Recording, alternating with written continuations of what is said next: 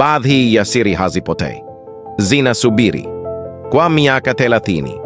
Siri hii ilikuwa imefichwa chini ya nyumba ya kawaida kabisa huko Jericho, New York.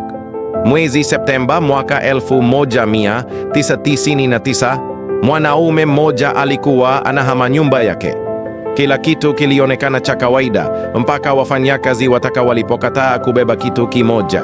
Pipa la chuma lilikuwa nzito sana kuinua, la zamani sana kupuzwa. Hatimaye akaamua kulifungua. Alichokiona kilibadilisha kila kitu. Hili halikuwa taka, lilikuwa mabaki ya binadamu.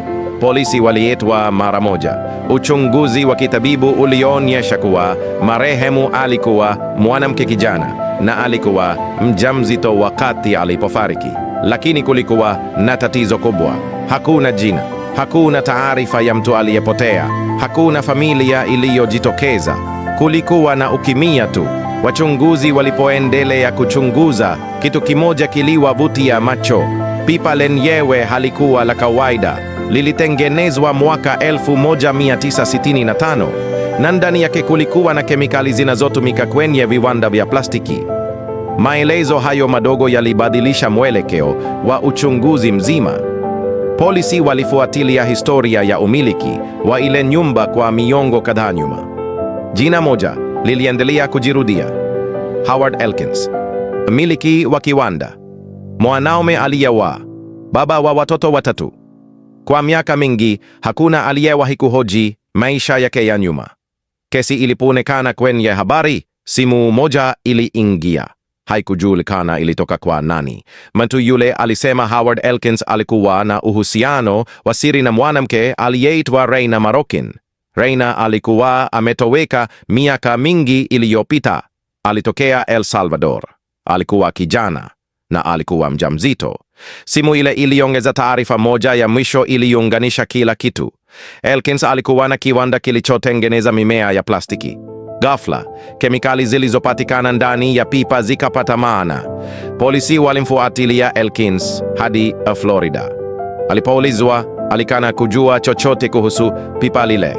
Alikataa kutoa sampuli ya DNA. Lakini alijua kinachofuata. Polisi wangerudi na kibali cha kisheria.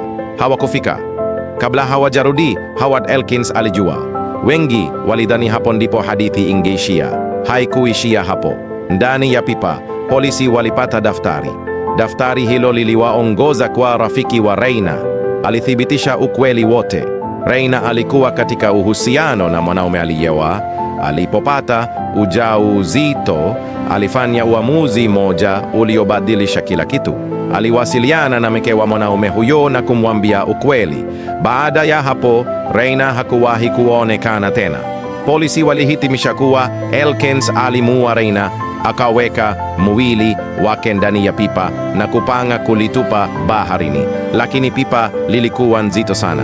Badala yake, akayacha pale pale chini ya nyumba yake. Kwa miaka 30, pipa lilikaa kimya, limesahaulika, mpaka siku lilipofunguliwa na mwanamke aliyefutwa kwenye historia akapata haki ya kusimuliwa hadithi yake. Baadhi ya kweli hazihitaji mashahidi, zinahitajika tu muda.